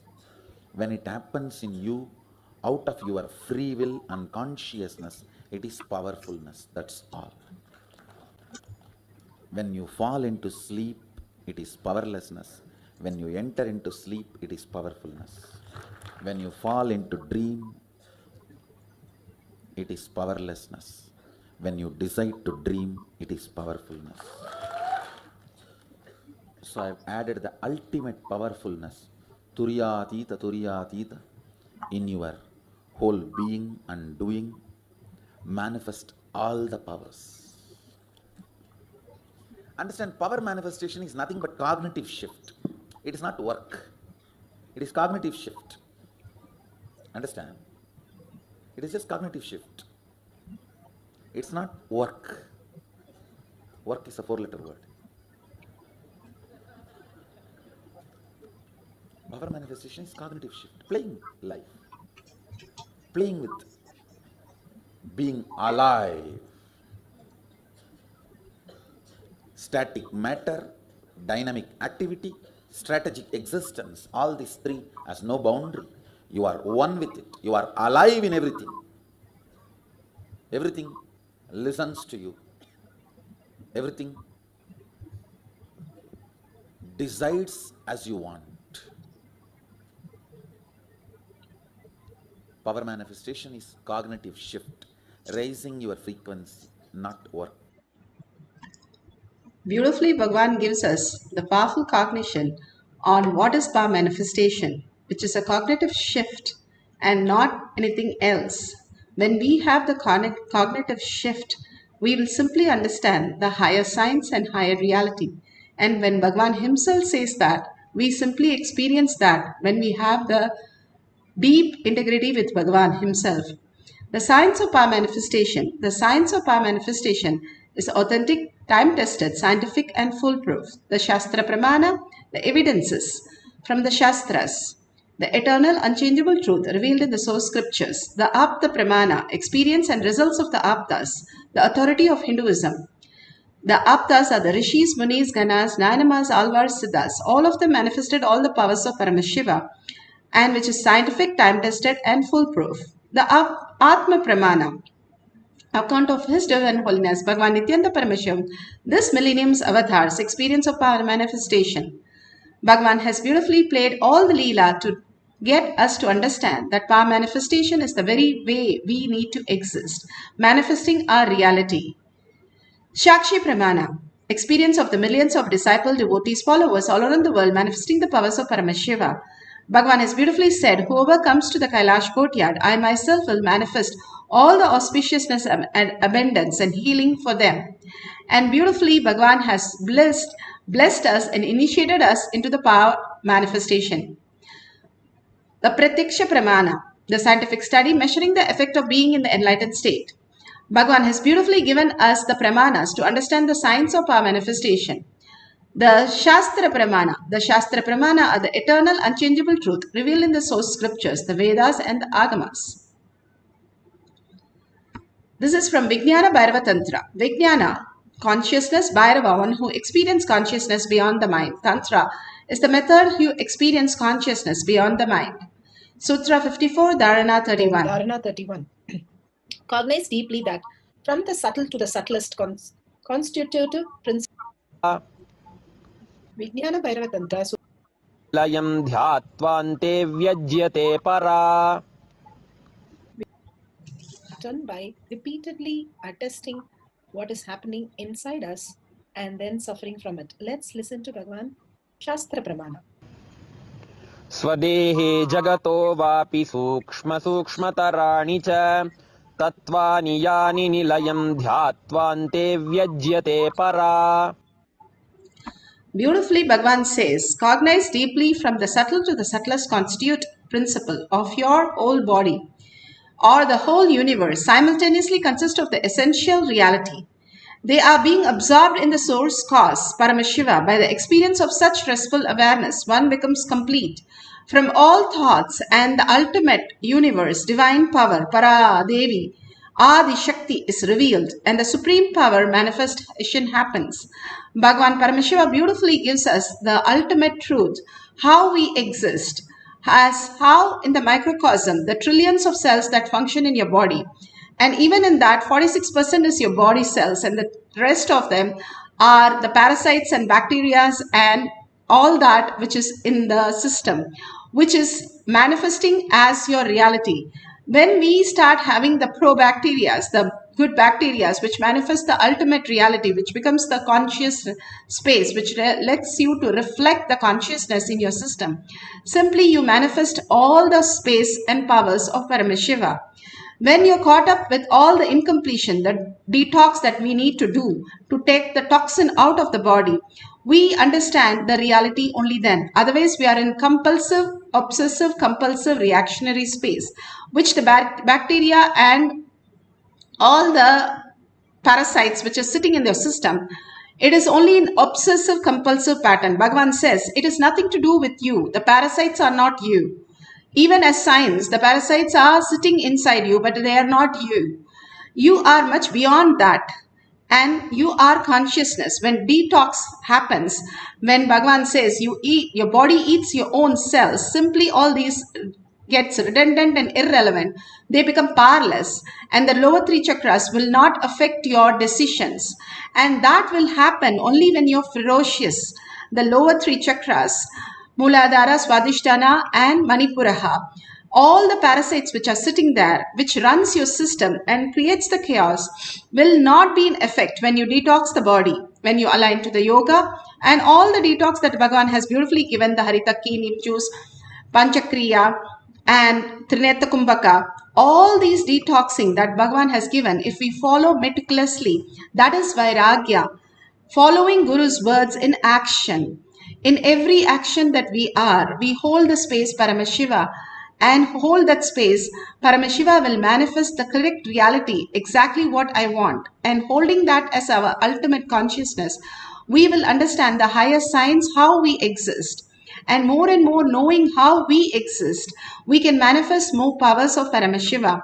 All the auspiciousness and abundance will start manifesting through us. If we know how our body functions, we will be able to take care of the body. If we know how we function, then we will be able to take care of our universe. Atma Pramana.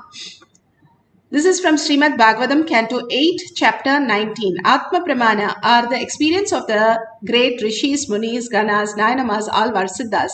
All of them have manifested all the powers. This is for the scanning, general scan of others. In Srimad Bhagavatam, Vishnu comes as a Lord Vamadeva and asks for three spaces of land, pieces of land in charity. From Bali, Maharaja Mahabali agrees to his proposal, and Sukacharya scans and tells, hey, do not agree to this proposal, because he's going to cheat you, because he's not going to measure with his small feet, but he is going to grow into huge steps and he's going to really take off all the spaces. So, but Mahabali, as he promised, he kept his promise and said, go ahead. And Vamadeva, Vishnu, measured the earth, measured the universe and said, third step, where would I keep? And beautifully, Mahabali says, on my head itself. And he puts this on his head and he goes back to Batala, where he belongs to. Prahlada's descends. And simply the whole reality happens for him as manifestation into the ultimate reality. Now let's go to the Atma Pramana. Bhagavan beautifully explains how the collective consciousness that we are, collective integrity, is manifesting as individual integrity. Beautifully Bhagavan explains and brings completion. To stand by you, the whole society to live by you. Not just human society, I tell you, all the extraordinary powers of the cosmos supports you.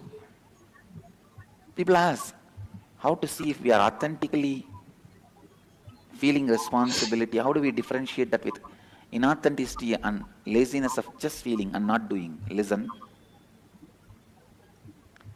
Don't carry so much of self-doubt.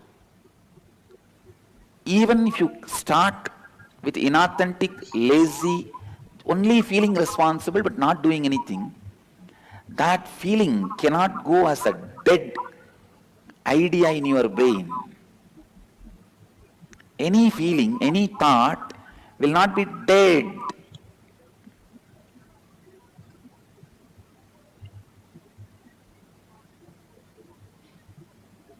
any feeling, any idea will not be dead. Please listen.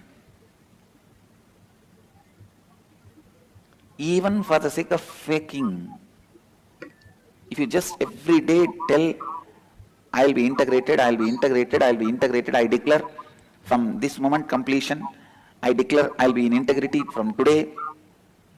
Even if you do it for faking, you do not know the power of these words. You will see in a month or two,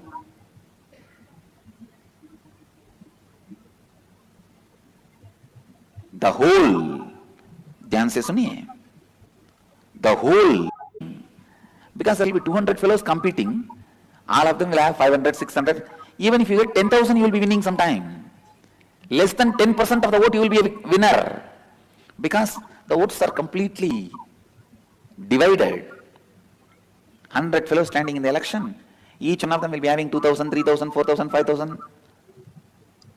The whole vote total count is 1 lakh. You may get only 10,000, 10% only, but you will be the winner. I tell you, the same way, much of your part may be very disintegrated in a different way. But even that integrated part, when that cognizes responsibility, you will see that part will start taking over your whole being. So even cognizing responsibility, deciding, I will operate from the space, I am responsible, itself is a great awakening, fulfillment, completion. ध्यान से सुनिए, नकली रूप में ही सही, अगर आप उत्तर परिवर्तित प्रवर्तित संभावना है, it is incompletions constantly makes you feel irresponsible. First, decide to move towards completion. Decide to move towards completion. It is your incompletion that is responsible for you not feeling responsible. If you start becoming responsible, incompletions will be healed, become complete. When you start completing with all the incompletions, you will become responsible. It is like a vicious circle. You carry so much of incompletions within you and with others. You are nothing but bunch of incompletions. If you carry so much of incompletions with others, you will never feel you are responsible for them. Because you feeling you are responsible for them will come only when you have a deep love for them, when you have completion with them. I tell you, all my training happens because I feel complete with all of them. I feel responsible for them. I tell you, others are more closer to you than many fragmented parts of you. For example, you want to make something happen. If you take responsibility for others, it is easy for you to convince them and make that done, than convincing all parts of you and get that done. So most of the time, you trying to take the responsibility just for yourself without taking the responsibility for others only leads to deeper and deeper discontentment and deeper suffering and deeper emptiness and incompletion. In practicing these 4 tattvas, first step is discussing, endlessly discussing about these 4 tattvas with others.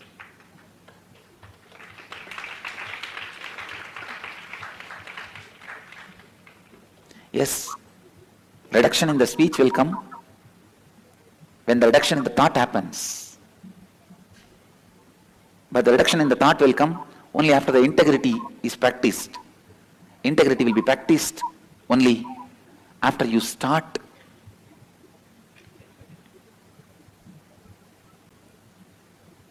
understand, listen, only after you start discussing,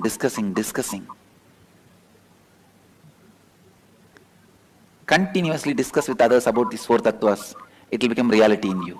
Your controlling mother is nothing but the controlling addictions you carry inside. So everyone outside is nothing but the parts of you inside. When you can take responsibility for them, only then you can take responsibility for you completely. When you can't take responsibility for them, I tell you, you can't convince that part of you in you. Every conflict you face outside is a reflection of a conflict which is inside. Every powerlessness you face outside is nothing but a contradiction, conflict which is residing inside. Shakshi Pramanas. So beautifully. Shakshi Pramanas are the disciple devotees all. Shakshi Pramanas, Bhagavan has beautifully described how the power manifestation can be experienced when we have completion with others. Now you can see how these couples experience the body scanning. Demonstrations, and we have a lovely couple who just had an amazing demo and they wanted to share their experience. So check this out, guys. How was your experience? Very accurate. I feel like he knew exactly what issues I had. With this, let's go to the instruction and verification process. How? Beautifully, you can see how Bhagavan is healing, and simply the whole space shifts and the healing happens in the other person.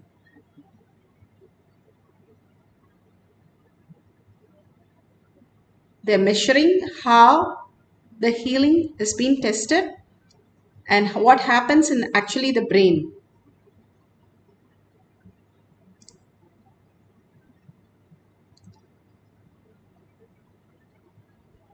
And simply Bhagavan explains, when he goes into the deep oneness, the cells which are getting newly formed does not copy the old things. That is what exactly happens during the healing process. Now let's get into the space of oneness and start manifesting the powers. If you have the camera already, you can have it set up for manifesting the powers of body scanning. And if you have the Jnananjan in your locket, apply in your temple and your third eye. And if you do not have, apply the kumkum or the bhasma from the nearest temple, that Hindu temple that you all have. And all that aushadha really detox your third eye. And if you have a partner, that's wonderful. Or you can call up somebody and tell them you're going to scan them. And tell them whatever you reveal, they can go back and verify with the doctor, professional doctor, and see everything is fine before they start implementing it. So from your third eye, you can start scanning the person and tell what are the problems in that person, or what problems they have had, or the solution, or you can heal the person. And after that, you call the person and verify if it is correct.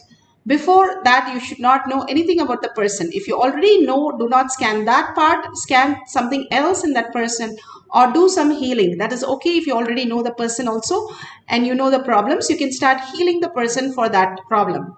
And simply in so many cases, Bhagavan has healed and it has never come back, including cancer. So you can heal anybody through the power of third eye. And at the end, we'll ask them for a testimonial if they feel wonderful experiencing the whole thing. Now let's sit straight with the head, neck and spine in a straight line for a few minutes. Put away your gadgets. Only hold Paramashiva in your third eye. Bhagavan clearly said about the power manifestation is the only thing which is going to lead us to the superconscious breakthrough. And again, hold that same very space and words in your powerful cognition and contemplate only on visualization, verbalization of Bhagavan. Everything else, drop it. Because you are Paramashiva sitting with 25 heads and 75 eyes and 50 hands. And you are manifesting the whole reality and the ultimate reality. Through you, Bhagavan can just manifest when you are in that bhava, that you are Paramashiva. And simply you can see the reality as happening just as Bhagavan would be sitting next to you. Absolute unclutching from whatever you know as you in the outer world, which is not your identity, which is the projection of your identity, including your body. Including your body and the mind is a projection of your reality. And letting go that for few minutes. Just hold I am Paramashiva, I am Parashakti, and few minutes unclutch from even your identity and all that is attached to your identities. all the incompletion, all the attachment, all the fears, all the greeds, all the jealousy, all the anger. Just let it be apart from you. You are consciousness. You're like a $1 trillion kid. You are experiencing the oneness with Paramashiva. Hold only that cognition. Entangle with Bhagavan. Chant the Mahavakya loudly. You will experience the oneness and manifest not just the power, but all the auspiciousness and abundance. Even thinking about Paramashiva brings so much of auspiciousness. It is said in Agama, if you're holding that for few minutes, you will bring such auspiciousness and abundance in you. Again and again, start chanting the Mahavakya, listening to it deeply and chanting it, and only having the visualization, verbalization of Bhagwan, unclutching from anything that you know as you. Surrender everything to Bhagwan lotus feet and start chanting the Mahavakya intensely. Whatever Bhagwan reveals, write it in a paper. Do not judge it. Just write it in a paper and share it with the other person. Let's start chanting the Mahavakya intensely. Nithyananda Paramashivoham. Nithyananda Paramashivoham. Nithyananda Paramashivoham. Nithyananda Paramashivoham. Nithyananda Paramashivoham. Nithyananda Paramashivoham.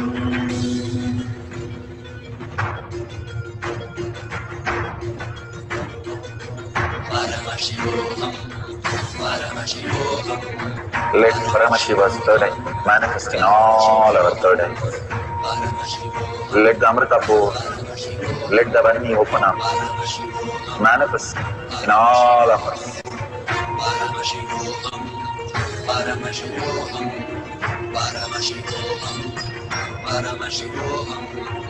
Let Paramashiva overflow, manifest the powers in all our third eyes. Om Nithyananda Paramashivoham. Om Nithyananda Paramashivoham. Om Nithyananda Paramashivoham. Om Nithyananda Paramashivoham. Om Nithyananda Paramashivoham. Om Nithyananda Paramashivoham. Om Nithyananda Paramashivoham.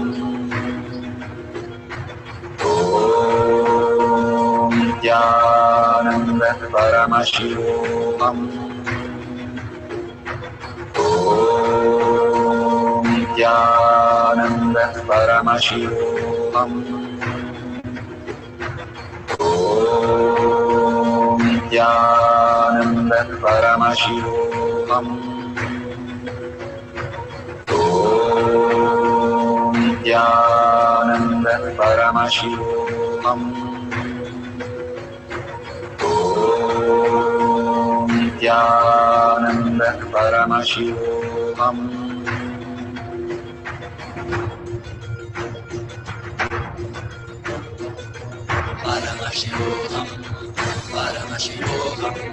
Let Paramashiva's third eye manifest in all our third eyes. Let the Amrita pour, let the Varni open up, manifest in all of us.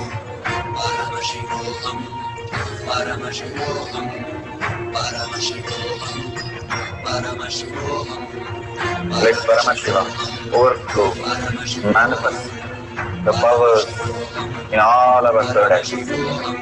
Om Nithyananda Paramashivoham. Om Paramashivoham. Om Nithyananda Paramashivam. Om Nithyananda Paramashivam. Om Nithyananda Paramashivam. Om Nithyananda Paramashivam. Om Nithyananda Paramashivoham. Om Nithyananda Paramashivoham. Om Nithyananda Paramashivoham. Om Nithyananda Paramashivoham. Om Nithyananda Paramashivoham. Om Nithyananda Paramashivoham.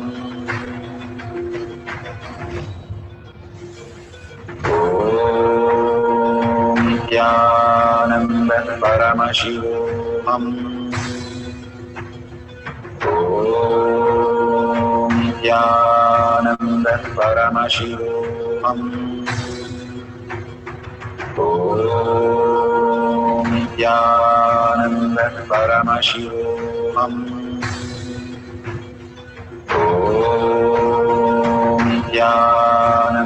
Paramashivoham. Om Nithyananda Paramashivoham. Om Nithyananda Paramashivoham. Om Nithyananda Paramashivoham. Om Nithyananda Paramashivoham. Om Nithyananda Paramashivoham.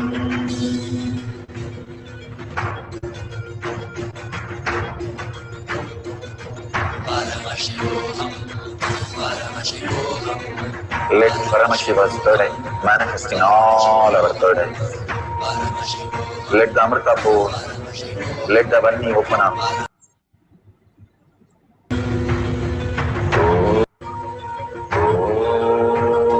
Om Nithyananda Paramashivoham. Om Nithyananda Paramashivoham. Om Nithyananda Paramashivoham. Om Nithyananda Paramashivoham.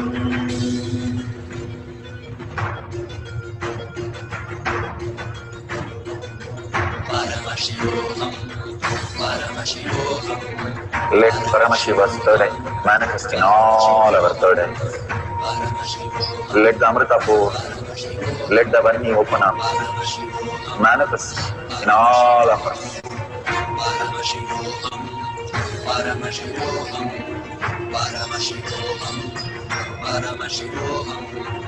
Let Paramashiva overflow, manifest the powers in all our third eyes.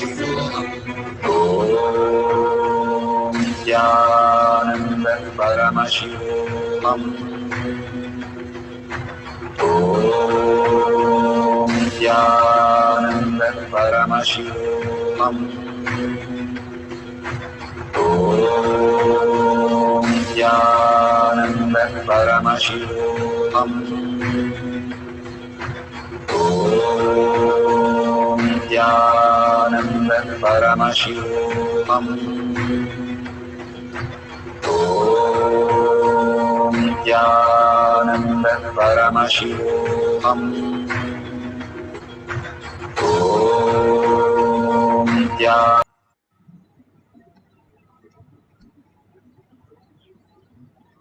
So beautiful. Whatever prasada Bhagavan has given, whatever you have experienced now and you have written down, please share with the other partner that whatever healing or scanning that you have done for the other person, tell them to verify with their physician and then take it to consideration, but verify authentically all the details. And if you have just done healing, ask them how their experience is. We'll have one more cycle of body scanning, scanning the other person and giving them all that Paramashiva reveals for them. Contributing in others' life is all we are. Bhagavan beautifully said, all others are nothing but the shapes, colors, sizes of our own reflection.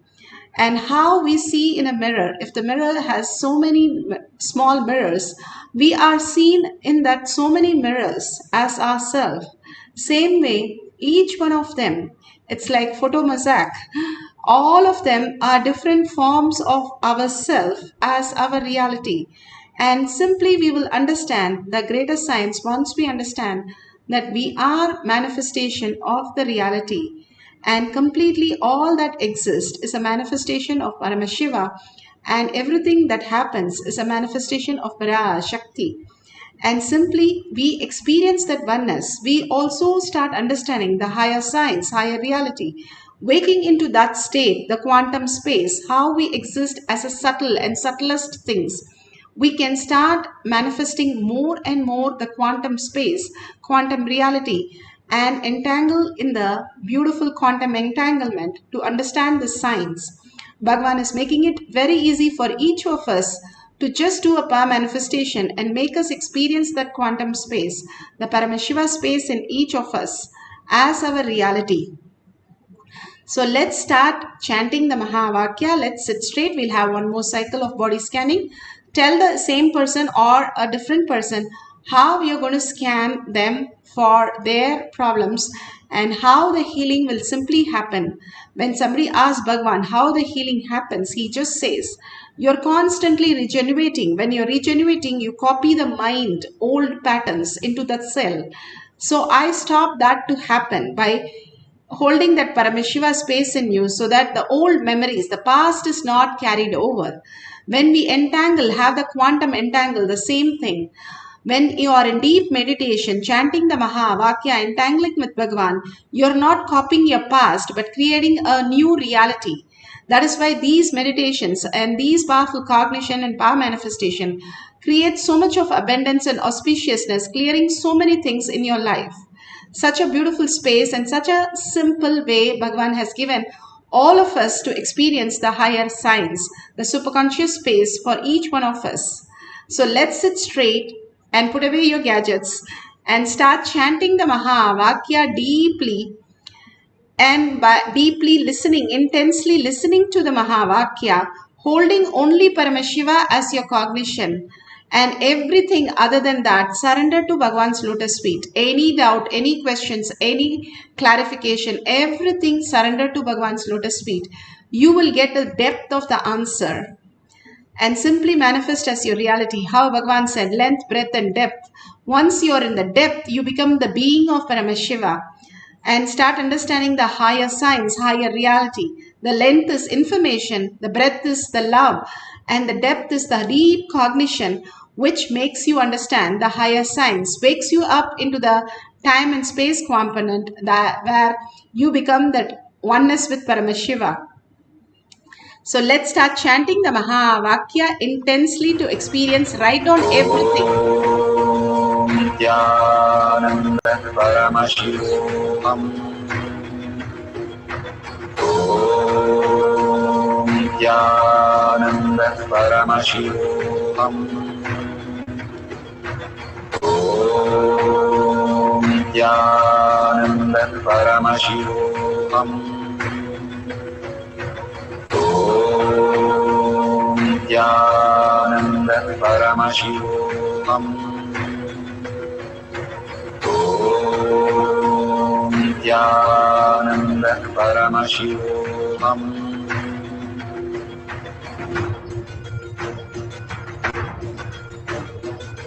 Paramashivoham.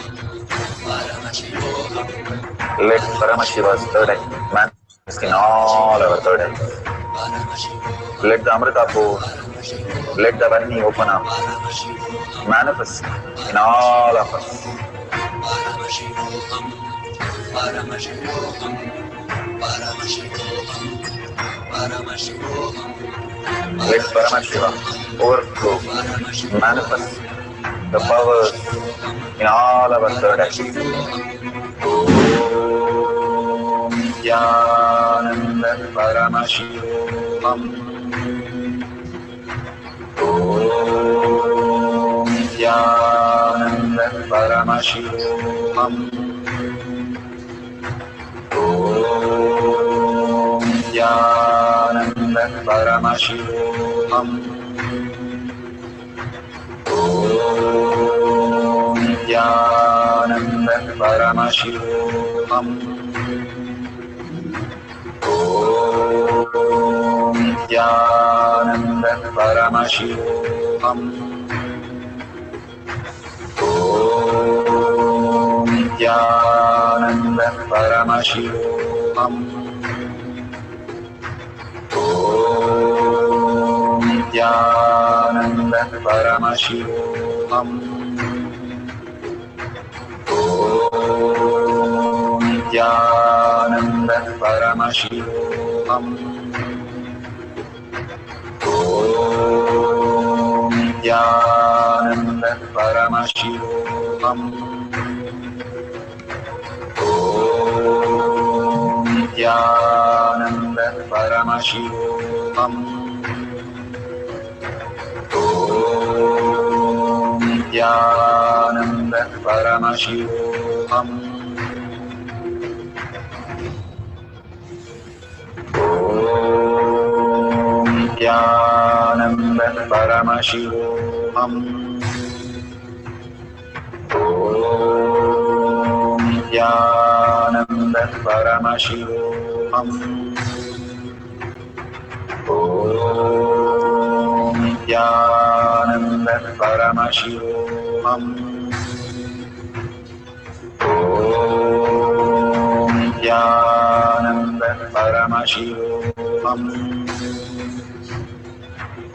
Om Nithyananda Paramashivoham. Om Nithyananda Paramashivoham. Om Nithyananda Paramashivoham. Om Nithyananda Paramashivoham. Om Nithyananda Paramashivoham.